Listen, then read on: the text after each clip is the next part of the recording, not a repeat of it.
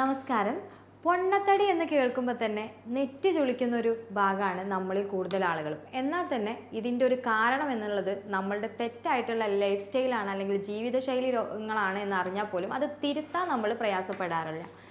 അത്തരം കണ്ടീഷൻസുകൾ ഏറ്റവും കൂടുതൽ നമ്മുടെ ശരീരത്തിൽ ആരോഗ്യ പ്രശ്നങ്ങൾ ഉണ്ടാക്കും എന്നറിഞ്ഞിട്ട് നമ്മൾ അതിൽ നിന്ന് പരമാവധി ഒഴിഞ്ഞു മാറാൻ ശ്രദ്ധിക്കാറും ഇല്ല എന്നുള്ളതാണ്. അപ്പോൾ ഇത്തരം കണ്ടീഷൻസ് അനുഭവിക്കുന്ന ആളുകൾക്ക് സാധാരണ പൊതുവേ കാണാറുള്ളതാണ് നമ്മൾ പല ലൈഫ് സ്റ്റൈൽ അസുഖങ്ങൾ, ഷുഗർ, അതുപോലെ തന്നെ BP, കൊളസ്ട്രോൾ എന്നുള്ളത്. ഇപ്പോൾ ഗർഭിണികളാകുന്ന ആളുകളിൽ പൊണ്ണത്തടി വന്നു കഴിഞ്ഞാൽ എന്ത് ചെയ്യും? അല്ലെങ്കിൽ ഗർഭിണികൾ ആവാൻ റെഡി ആവുന്ന സ്ത്രീകൾ പൊണ്ണത്തടിയുമായിട്ട് ബന്ധപ്പെട്ട് നിൽക്കുന്ന ഒരാളാണ് എന്നുണ്ടെങ്കിൽ അത്തരക്കാർ എന്താണ് ചെയ്യേണ്ടത്? അവർക്ക് കൺസീവ് ആവാൻ അല്ലെങ്കിൽ ഗർഭം ധരിക്കാനുള്ള സാധ്യതയുണ്ടോ? ഇനി എന്താണ് അതിൻ്റെ മറ്റ് കാര്യങ്ങൾ എന്നൊക്കെയാണ് നമ്മൾ ഇന്നിവിടെ സംസാരിക്കുന്നത്. ഞാൻ doctor Haseena, doctor Basil Soumya hospital, Pandikkad, Malappuram.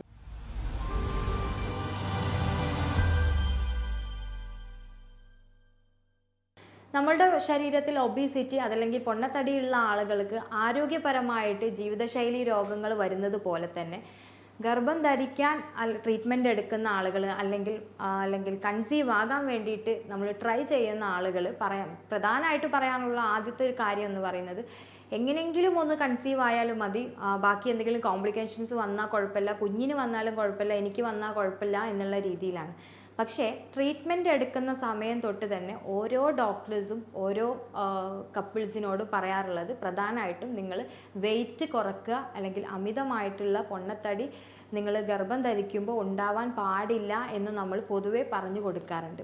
പ്രത്യേകിച്ച് സ്ത്രീകളിൽ ഒരു 30-35 വയസ്സാകുന്നതോടുകൂടി ശരിയായ രീതിയിൽ ഭക്ഷണ രീതികൾ കറക്റ്റ് അല്ലെങ്കിൽ പോലും, അല്ലെങ്കിൽ കറക്റ്റായിട്ടുള്ളൊരു ഭക്ഷണ രീതി ആണെങ്കിൽ പോലും നമ്മൾ അമിതമായിട്ട് തടി വെച്ച് വരുന്നത് കാണാറുണ്ട്. അത് ഒരു പരിധിവരെ നമ്മളുടെ ഹോർമോൺ ഇംബാലൻസ് കൊണ്ടായിരിക്കാം.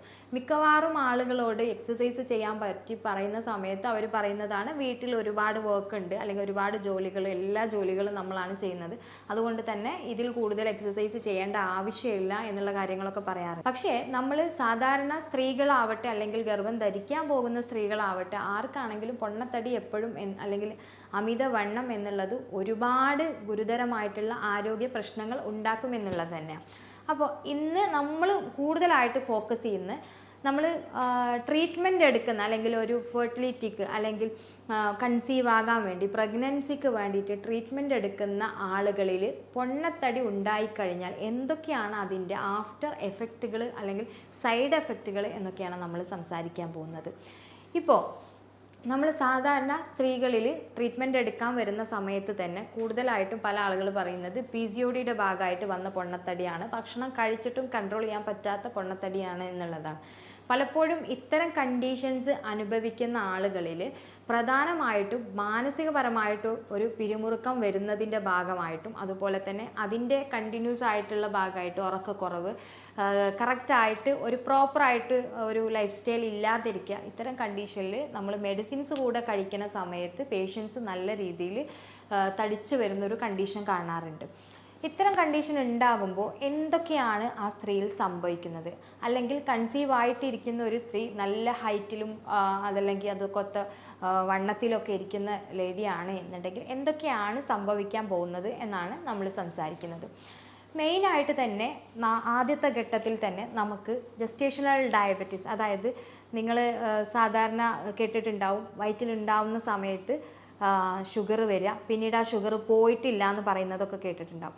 അപ്പോൾ കറക്റ്റായിട്ടും നമ്മൾ പ്രഗ്നൻസി വരുന്ന സമയത്ത് പ്രത്യേകിച്ച് ഫാമിലി ഹിസ്റ്ററി, നമ്മുടെ ഉപ്പാക്കോ ഉമ്മാക്കോ അല്ലെങ്കിൽ അച്ഛനോ അമ്മയ്ക്കോ അല്ലെങ്കിൽ വേറെ അമ്മായിമാർക്കോ ആർക്കെങ്കിലും ഒക്കെ ഷുഗർ ഉള്ള പേഷ്യൻ്റാണെങ്കിൽ തീർച്ചയായിട്ടും അവർക്ക് പ്രായമുണ്ടോ പ്രായമില്ലേ എന്നുള്ളതല്ല, കറക്റ്റായിട്ടും അവർക്ക് പ്രഗ്നൻസി ഉണ്ടാവുന്ന സമയത്ത് പ്രോപ്പറായിട്ട് അവർക്ക് വെയിറ്റ് കുറച്ചിട്ടില്ല എന്നുണ്ടെങ്കിൽ ജസ്റ്റേഷണൽ ഡയബറ്റീസ് ഉണ്ടാവാനുള്ള സാധ്യതയുണ്ട്. അപ്പോൾ ഇത് ഉണ്ടായി കഴിഞ്ഞാൽ എന്താ ഉണ്ടാവുക?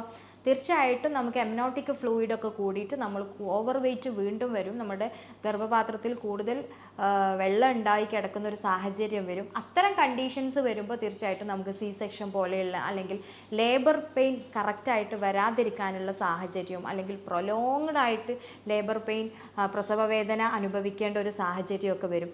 മാത്രമല്ല ഇത് കുഞ്ഞുങ്ങളിലും തന്നെ ആഫ്റ്റർ എഫക്റ്റ് ഉണ്ടാക്കും എന്നുള്ളതാണ്. അത് പിന്നീട് നമുക്ക് പറയാം. സെക്കൻഡ് വൺ എന്ന് പറയുന്നത് അത്തരം പൊണ്ണത്തടിയുള്ള ആളുകളാണെന്നുണ്ടെങ്കിൽ തീർച്ചയായിട്ടും ബി പിയിൽ വേരിയേഷൻ, പ്രഷർ വേരിയേഷൻ വരുന്നത് വഴി കുഞ്ഞിന് ഫിക്സ് സംഭവിക്കാനുള്ളൊരു സാധ്യതയുണ്ട്. അല്ലെങ്കിൽ കുഞ്ഞിന് ആ ഒരു പ്രയാസത്തിൽ അല്ലെങ്കിൽ ബി പി ഹൈ ആയതിൻ്റെ പേരിൽ പലപ്പോഴും നമുക്ക് എന്ത് ചെയ്യും, കുഞ്ഞിന് പ്രോപ്പറായിട്ട് ഓക്സിജൻ കിട്ടാതിരിക്കുക അല്ലെങ്കിൽ മറ്റെന്തെങ്കിലും ബന്ധപ്പെട്ടിട്ട് കുഞ്ഞിന് പ്രയാസങ്ങൾ വരും. അതിൻ്റെ ഭാഗമായിട്ട് കുട്ടിയിൽ മെൻ്റൽ ഗ്രൗത്ത് റിട്ടാർഡേഷൻ അല്ലെങ്കിൽ കുഞ്ഞിന് വളർച്ചക്കുറവ്, അത്തരം കണ്ടീഷനൊക്കെ സംഭവിക്കാം. മൂന്നാമതായിട്ട് മെയിനായിട്ട് സംഭവിക്കുന്ന, അതായത് നോർമലി നമ്മുടെ ക്ലിനിക്കിലൊക്കെ വന്ന് പറയുന്നതാണ്, വെയിറ്റ് കൂടുതലുള്ള ആളുകൾക്ക് മിസ്കാരേജ് സംഭവിക്കുക. അതായത് അബോർഷൻ റിക്കറൻ്റ് ആയിട്ട്, അതായത് ചിലപ്പോൾ 3 മാസം ഉണ്ടാവും, പിന്നെ അത് കഴിഞ്ഞിട്ട് 6 മന്ത് കഴിഞ്ഞിട്ട് വീണ്ടും ഒരു അബോർഷൻ സംഭവിക്കും. ഒരു 1 ഇയറിൻ്റെ ഉള്ളിലൊക്കെ 1, 2, 3 എന്നുള്ള രീതിയിലൊക്കെ അബോർഷൻ സംഭവിക്കും. അതുപോലെ തന്നെ നമുക്കിപ്പോൾ ഇൻ കേസ് എങ്ങനെയെങ്കിലും ഇതൊന്നും ഒരു 4 മന്തൊക്കെ ആയിക്കഴിഞ്ഞാൽ സ്റ്റിൽ ബർത്ത് സംഭവിക്കാം. അതുപോലെ തന്നെ കുഞ്ഞുങ്ങൾ മരിക്കാനുള്ളൊരു അവസ്ഥയും വരാം. പ്രോപ്പറായിട്ട് അംഗവൈകല്യം സംഭവിക്കും, കുഞ്ഞ് ട്യൂബിൽ വരാനുള്ളൊരു സാധ്യത ഉണ്ടാവും. അതുപോലെ തന്നെ ഗർഭപാത്രത്തിലാണ് എന്നുണ്ടെങ്കിൽ അവിടെ വെച്ച് കുഞ്ഞ് മരണപ്പെടാനുള്ള, അതായത് നമ്മൾ ചാപ്പിള്ള എന്നൊക്കെ പറയില്ല, അതുപോലെ ആ ഒരു കണ്ടീഷൻസിലോട്ട് വരാനുള്ളൊരു സാധ്യതയും ഉണ്ടാവും. പിന്നെ കൂടുതലായിട്ട് സ്ത്രീകളിൽ കാണുന്നതാണ് നമ്മളുടെ വെരിക്കോസ് വെയിൻ. പലപ്പോഴും പല സ്ത്രീകൾ പ്രസവം കൂടുന്നതിനനുസരിച്ചൊക്കെ തന്നെ നമുക്ക് അവരുടെ കാലിലൊക്കെ നല്ലപോലെ വെയിൻ പൊന്തി വരികയും അതുപോലെ തന്നെ എന്താ ചെയ്യുക, അത് പൊട്ടിയിട്ട് ബ്ലീഡിങ് ഉണ്ടാകുന്ന ഒരു കണ്ടീഷനൊക്കെ നിങ്ങൾ ഒരുപാട് കണ്ടിട്ടുണ്ടാവും. അത്തരം കണ്ടീഷൻ എന്ന് പറഞ്ഞാൽ വളരെ വളരെ സിവിയർ ആയിട്ടുള്ളതാണ്. കൂടുതൽ ഡെലിവറി ഉണ്ടാവുക, അതുപോലെ തന്നെ ലേഡി വളരെ വെയിറ്റ് ആകുന്ന സമയത്ത് നമ്മളുടെ വെയിറ്റ്, കുഞ്ഞിൻ്റെ വെയിറ്റ് എല്ലാം കൂടെ താങ്ങാൻ പറ്റാതാവുമ്പോൾ തീർച്ചയായിട്ടും നമ്മുടെ ലോവർ പാർട്ടിൽ അടിഭാഗത്തുള്ള ഞരമ്പുകൾക്കൊക്കെ പ്രഷർ വരികയും അതിൻ്റെ ഭാഗമായിട്ട് വളരെയേറെ പ്രയാസം ഉണ്ടാവുകയും ചെയ്യും. ഇത്തരം കണ്ടീഷൻസ് വരികയാണ് എന്നുണ്ടെങ്കിലും നമ്മൾ എന്ത് ചെയ്യണം, നമ്മൾ ഇതിനു മുമ്പ്, അതായത് ആദ്യത്തെ പ്രസവത്തിൽ നമ്മൾ തടിയുണ്ട്, ആദ്യത്തെ ഡെലിവറിയിൽ അല്ലെങ്കിൽ പ്രഗ്നൻസിയിൽ ഇത്തരം കണ്ടീഷൻ ഉണ്ടെങ്കിൽ തീർച്ചയായും നെക്സ്റ്റ് പ്രഗ്നൻസിയെ നമ്മൾ നല്ല രീതിയിൽ തന്നെ നമ്മളതിനെ ക്യാരി ചെയ്യണം. അതിന് വേണ്ടിയിട്ട് നമ്മൾ വെയിറ്റ് ലോസ് ചെയ്യണം എന്നുള്ളതാണ്. അല്ലെങ്കിൽ അമിത വണ്ണം, പൊണ്ണത്തടി നമ്മൾ കുറച്ച് കൊണ്ടുവരണം എന്നുള്ളത് തന്നെയാണ്. ഇനി കൂടുതലായിട്ട് ബാക്കി സംഭവിക്കാൻ പോകുന്നതാണ് സ്ലീപ്പ് ആപ്നിയ എന്ന് പറയുന്നത്. അതായത് ചില കേസിൽ ചില സ്ത്രീകൾ നമ്മൾ പ്രഗ്നൻസി ടൈമിൽ കിടന്നുറങ്ങുന്ന സമയത്ത് പെട്ടെന്ന് അവർക്ക് ശ്വാസം ഇങ്ങ് കിട്ടാതാവും. ഒരു സെക്കൻഡുകൾ മാത്രമാണ് ശ്വാസം കിട്ടാതാവുക. അതായത് ഉറക്കത്തിലാണ് സംഭവിക്കുക. ചിലപ്പോൾ നമ്മൾ കണ്ട് ഉറക്കത്തിൽ ഞെട്ടി ഉണരുന്ന സംഭവങ്ങൾ ഉണ്ടാവും, അറിയാതെ പോകുന്നതും ഉണ്ടാകും. അത്തരം കണ്ടീഷനിൽ ബ്രെയിനിൽ പ്രയാസങ്ങൾ ഉണ്ടാവും. കുഞ്ഞിനത് വളരെ രീതിയിൽ മേ ബി കുഞ്ഞിൻ്റെ ഡെത്ത് വരെ ആ ഒരു അവസ്ഥയിൽ സംഭവിക്കാം എന്നുള്ളതാണ്. ഇത്തരം കണ്ടീഷൻസുകളൊക്കെ തന്നെ നമുക്ക്, അതുപോലെ തന്നെ മെയിനായിട്ട് പറയാനുള്ള ഒരു കാര്യം എന്ന് വെച്ചാൽ നമുക്ക് അതായത് പ്രഗ്നൻസിയിൽ നമ്മളുടെ ഡെലിവറി ടൈമിൽ ഉണ്ടാകുന്ന വേരിയേഷൻ, അല്ലെങ്കിൽ കുഞ്ഞിന് അമ്നോട്ടിക് ഫ്ലൂയിഡ് പോയി കഴിഞ്ഞാൽ പെയിൻ ഉണ്ടായിരിക്കും, പക്ഷേ ഡെലിവറി നടക്കാതിരിക്കുക, അല്ലെങ്കിൽ അതായത് നമ്മൾ ഡെലിവറി സമയത്തുള്ള നമ്മളുടെ പൊസിഷൻസ് കറക്റ്റ് ആവാതിരിക്കുക, ഇത്തരം ഒരുപാട് കണ്ടീഷൻസ്. അതേപോലെ തന്നെ നമുക്ക് മാനസികപരമായിട്ട് സ്ട്രെസ്സ് വരിക, കൂടുതലായിട്ട് ബ്ലഡിൽ നമ്മൾ ചെക്ക് ചെയ്യുമ്പോൾ ഒരുപാട് വ്യത്യാസങ്ങൾ വരിക. ഇത്തരം പ്രയാസങ്ങളൊക്കെ തന്നെ നമുക്ക് പൊതുവെ പൊണ്ണത്തടിയുള്ള ആളുകൾ ഗർഭിണികളാകുമ്പോൾ ഉണ്ടാകുന്ന കാര്യങ്ങളാണ്. ഇനി ഇത്തരം പ്രയാസങ്ങൾ കോമൺ ആയിട്ട് പറയുന്നതാണ്. ഇതിൻ്റെ ഒരു ആഫ്റ്റർ എഫക്റ്റ് എന്ന് പറഞ്ഞിട്ട് കുഞ്ഞുങ്ങളിൽ എന്തൊക്കെ ഉണ്ടാവും എന്നുള്ളത് നോക്കാം.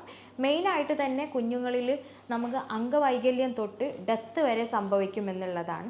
ആദ്യത്തെ ഘട്ടം നമ്മൾ ആദ്യം പറഞ്ഞ പോലെ തന്നെ ജസ്റ്റേഷണൽ ഡയബറ്റീസ് ഒക്കെ ആണെങ്കിൽ ഷുവറായിട്ടും നമ്മുടെ കുഞ്ഞിന് വീണ്ടും മേ ബി ചെറുപ്പത്തിലോ അല്ലെങ്കിൽ ടൈപ്പ് 2 ടൈപ്പ് 1 ഒക്കെ ഡയബറ്റീസ് വരാനുള്ള അല്ലെങ്കിൽ ഷുഗർ വരാനുള്ള സാധ്യത കൂടുതലാണ്.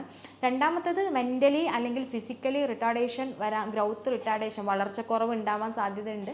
ലൈക്ക് അംഗവൈകല്യം പോലെ ഉണ്ടാവാം, കുട്ടിക്ക് മറ്റെന്തെങ്കിലും പ്രയാസങ്ങളുണ്ട്, ഓട്ടിസം പോലെയൊക്കെ വരാനുള്ള സാധ്യത. ഇതൊക്കെ സാധ്യതകളാണ് നമ്മൾ ശ്രദ്ധിച്ചിട്ടില്ല എന്നുണ്ടെങ്കിൽ. മൂന്നാമതായിട്ട് നമ്മൾ കറക്റ്റായിട്ട് പ്രോപ്പറായിട്ടും കൊണ്ടുപോകുന്നില്ല എന്നുണ്ടെങ്കിൽ കുഞ്ഞുങ്ങൾ സ്റ്റിൽ ബർത്ത് ആകാം. അതായത് ഒരു മേ ബി ഒരു 4 മാസത്തിലോ 5 മാസത്തിലൊക്കെ കുഞ്ഞു വരാം. അതായത് പ്രോപ്പറായിട്ട് ഹാർട്ട് ബീറ്റൊക്കെ വരുന്നതിന് മുമ്പ് ഡെത്ത് ആവാം. അതായത് 4th മന്തിൽ ഹാർട്ട് ബീറ്റ് വരാൻ സ്റ്റാർട്ട് ചെയ്യും, അതിൻ്റെ മുമ്പ് ജസ്റ്റ് മുൻപ്. അപ്പോൾ ഇതൊക്കെ ഒന്ന് ഫോം ആയതിനു ശേഷം കുഞ്ഞു മരിക്കാനുള്ളൊരു ഇതുണ്ടാവും. അല്ലെങ്കിൽ കുറച്ച് സമയം കൂടെ അങ്ങ് പോയിട്ട് അതിനുശേഷം കുഞ്ഞു വയറ്റിൻ്റെ ഉള്ളിൽ തന്നെ വെച്ച് മരിക്കാനുള്ളൊരു സാധ്യതയുണ്ട്. അപ്പോൾ ഇത്തരം കാര്യങ്ങൾ നമ്മൾ ശ്രദ്ധിച്ചിട്ടില്ല എന്നുണ്ടെങ്കിൽ അമ്മയ്ക്കും കുഞ്ഞിനും ഒരേപോലെ കണ്ടീഷൻസ് ഡേഞ്ചർ ആവാനുള്ള സാധ്യതയുണ്ട് എന്നുള്ളതാണ് ഇതിൽ നിന്ന് മനസ്സിലാക്കേണ്ടത്. ഇനി ഇത്തരം കണ്ടീഷൻസിൽ പല ആളുകളും പറയാറുണ്ട് നമുക്ക് പ്രോപ്പറായിട്ട് എനിക്ക് കൺസീവ് ആയാൽ മാത്രം മതിയാവും, നമുക്ക് പ്രോപ്പറായിട്ട് ഡയറ്റ് എടുക്കാൻ താല്പര്യമില്ല അല്ലെങ്കിൽ എക്സസൈസ് എടുക്കാൻ താല്പര്യമില്ല. അത്തരം കണ്ടീഷൻസൊക്കെ പറയുകയാണെന്നുണ്ടെങ്കിൽ തീർച്ചയായിട്ടും നമ്മൾ മനസ്സിലാക്കേണ്ടത് എങ്ങനെങ്കിലും പ്രഗ്നൻസി കൊണ്ടുവരിക എന്നുള്ളതല്ല ഇമ്പോർട്ടൻറ്റ്, ഹെൽത്തി ആയിട്ടുള്ള കാര്യങ്ങളിൽ കൊണ്ടുവരിക എന്നുള്ളതാണ് മെയിൻ ആയിട്ടുള്ള ഇമ്പോർട്ടൻസ്. സോ അത് കീപ്പ് ചെയ്യാൻ മാക്സിമം ശ്രമിക്കുക. ഇനി ഇതിനെന്താ ചെയ്യേണ്ടതെന്നുള്ള കാര്യം കൂടി പറഞ്ഞു തരാം.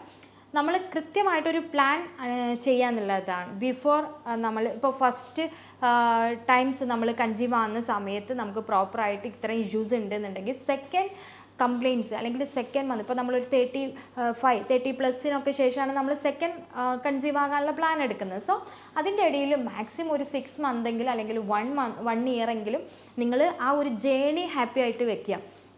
ലൈക്ക് നമ്മൾ ഉള്ള വെയ്റ്റിൽ നിന്ന് എത്രയാണ് നമുക്ക് വെയിറ്റ്, ഓവർ വെയ്റ്റ് ആണെങ്കിൽ ഒരു 20 അല്ലെങ്കിൽ ഒരു 10 kg എങ്കിലും നമ്മൾ കുറച്ചിട്ട് നമ്മൾ പ്രഗ്നൻസിക്ക് എങ്ങനെ നമ്മൾ തയ്യാറെടുക്കുന്നു അതിന് അനുസൃതമായിട്ട് തന്നെ നമ്മളുടെ ശരീരം പ്രോപ്പറായിട്ട് അതിന് കറക്റ്റ് ചെയ്തിട്ട് കൊണ്ടുപോവുക എന്നുള്ളത്.